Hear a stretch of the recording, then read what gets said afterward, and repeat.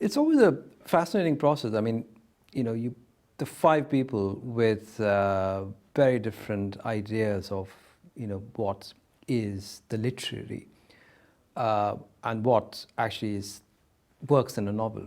And I think all of us, in the end, have to make a case for particular books that we like and what the other jurors actually dislike, sometimes quite intensely. So it's been fascinating to see how one can actually look at the same text, from very many different angles, and find yourself. I found myself conceding certain arguments, where I felt actually, maybe I need to go back and read this book again. And as it turns out, the other person was right. So it's really is a fascinating exercise in just subjectivity, just how many ways there are of reading novels.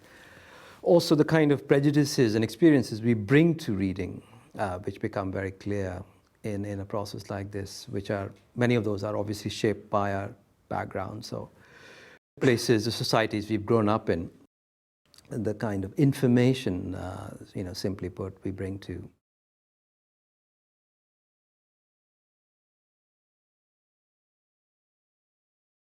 It really actually started as a reader, I think, which is probably true for all of us. And I think more so in my case, because for a long time, I really didn't know how one could be a writer. I grew up in India, in very small places, where no one really was a full-time writer. I mean, people didn't really confess to writing at all. They were writing in their spare time. They had day jobs and they were writing. But no one was publishing, so I didn't really know anyone who was a writer when I was growing up. And you have to also remember that, back in the 70s and 80s, the very few Indian writers in English who were visible were all living abroad, with Anita Desai or Rushdie or Vikram Seth. So they didn't really have much of a presence in India.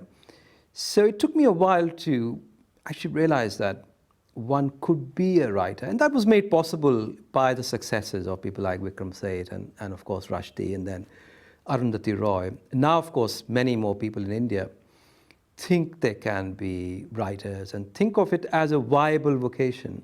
I think it was something that was almost entirely missing when I was growing up. So I was just a reader, and I wanted somehow that life to continue miraculously. The life of idleness, I think that's what I really wanted for myself.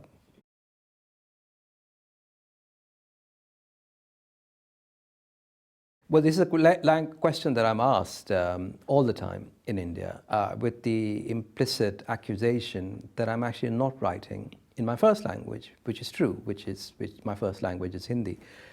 But what happened was that I grew up reading, most of my serious reading happened in English. And that actually gave me the ambition to write. And naturally, I started to write in English.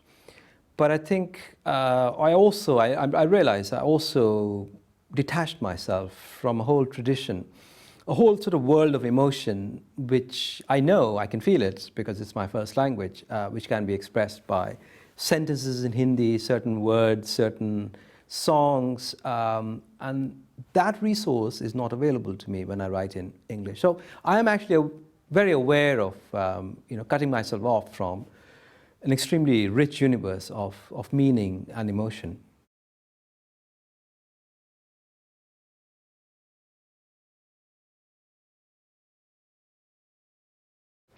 That's a very important question for me, because I think actually I find that so much of my writing is now about putting that experience in some kind of context, in some kind of shape, my early experience, and also my experience of living in a village in India, and in ways that I've only actually become conscious of very recently.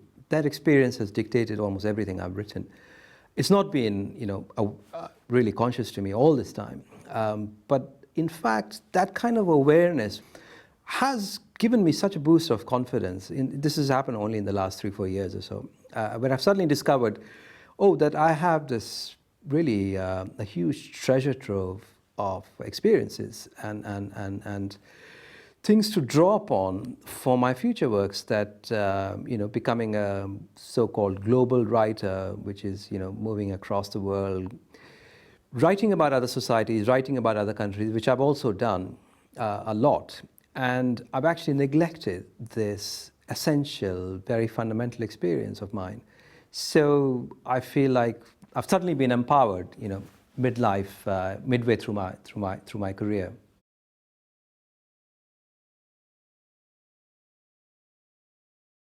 Well, I'm thinking of a novel right now, and I'm certainly thinking of a character. For a lot of people, a novel begins with a sentence. But I'm sure when I'm set down actually to write one, it will, of course, begin with a sentence. And of course, the sentence that works, which has a tone right, which creates a certain atmosphere, which sets me off. I think that'll be the moment where I would feel confident to embark upon that particular journey. But I think that even before that happens, I have to think of a character who will carry the narrative, and a character who is complicated enough, who can contain within himself or herself a whole, or contain the ability to express a lot of experiences, to also interpret them, which means, I suppose, an intellectual narrator, even if it's not a first-person narrator, even if it's a third-person narrator. I think it's very important for me to have that, because I don't think I can write the old 19th century novel with the pose of the omniscient narrator. The narrator has to have a very strong presence in the book, and there have to be ideas in the book.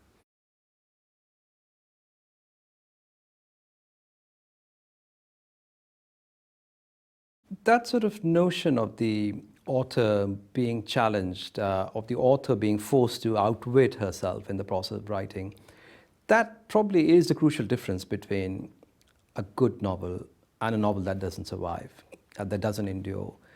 That someone working out particular conflicts, particular clashes of ideas, emotions sometimes in a text. I think that what gives texts their particular lives, animates them, because otherwise, I think if there is no such conflict, if you are a very straightforward, uncomplicated thinker who is not really in the business of challenging oneself, then you will end up with sometimes extremely well-researched novels, but emotionally uninteresting, psychologically uninteresting, and certainly intellectually depthless. So I think that, to me, is really the difference between someone like Dostoevsky and any number of writers one can think of who also wrote about that same period in the late 19th century, or indeed some other period. But Dostoevsky is someone, even if you don't agree with him politically, and he was a reactionary, you can sense that he is working out a lot of raw emotion, a lot of his own conflicts, and certainly a lot of the political conflicts of his time. Turgenev is another example of that. So I think there has to be that friction.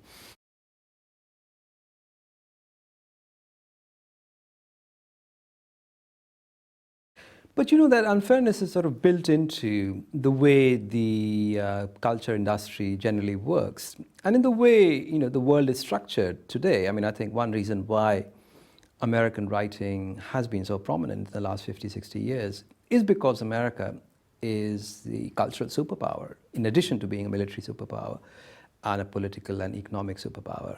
The fact that most of the networks of publishing and publicity have their headquarters in New York or Los Angeles. So that does give the Americans a lot of cultural power to project their cultural products all around the world. And it's not just Hollywood, it's also American fiction, which has been dominant over European fiction now for about 30, 40 years or so. Which is not to say, I mean, this is where we get into a slightly controversial area, that American fiction is actually superior to Irish fiction, for instance, or if it's superior to Latin American fiction. But the fact is that it is culturally just much, much more prominent because of, the concentration of power and money and energy and all those things that the Americans have.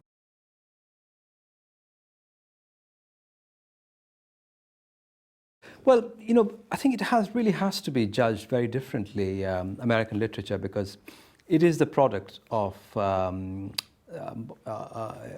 very peculiar modern nation state. I mean, this is a country that's really only been around for 200 plus years.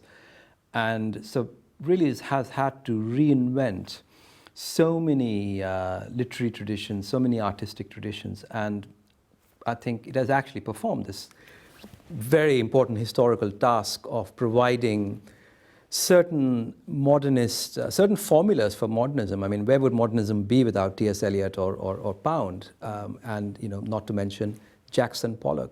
There were certain experiences that the Americans were the first to write about, not to mention Gertrude Stein. I mean, any number of people one can think of. So they have been, I think, very crucial in describing, in signposting certain experiences of modernity. But I think over the last 50, 60 years, if we are speaking of contemporary American literature and post-war American literature in particular, I think what we see is a great professionalization of American writing, where it's creative writing schools that are producing, some of the country's most prominent writers.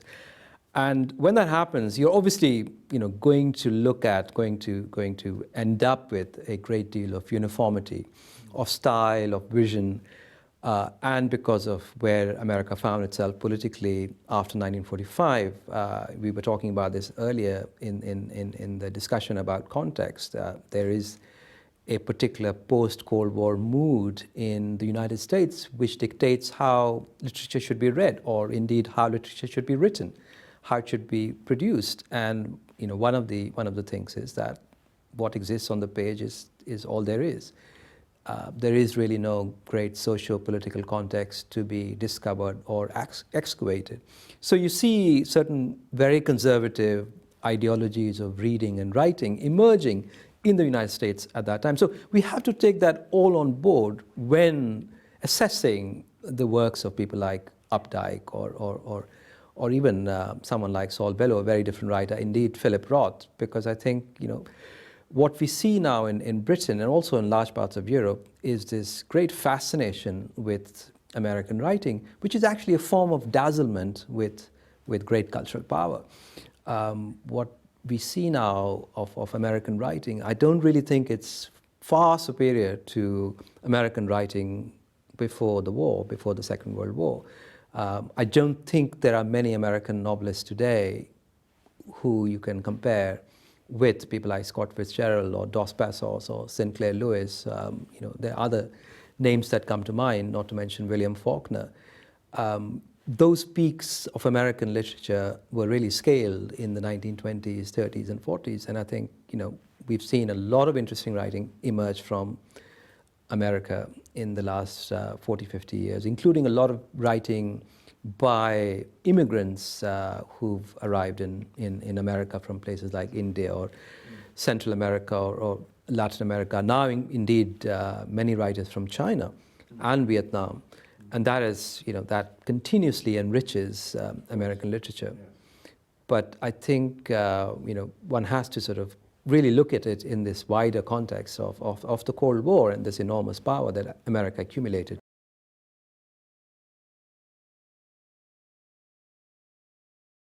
What we right now need in Indian writing, in English in particular, is a figure like Irvine Welsh, who can sort of, shake up these very musty protocols, which are essentially genteel bourgeois protocols about, how to write. Essentially the bourgeoisie, which is a very powerful elite in India, and that's the elite that produces what we here in this part of the world know as Indian literature. Is actually Indian writing in English, and that is produced by a tiny minority of people, and it stays very close to certain very conventional notions about India, about Indian history, about Indian society. And I think what we need increasingly are voices that do not subscribe to these notions, that belong to different communities, caste communities, different class communities. And I think that's where the achievement of someone like Irvine Welsh, James Kelman is very significant actually for many of us in India today.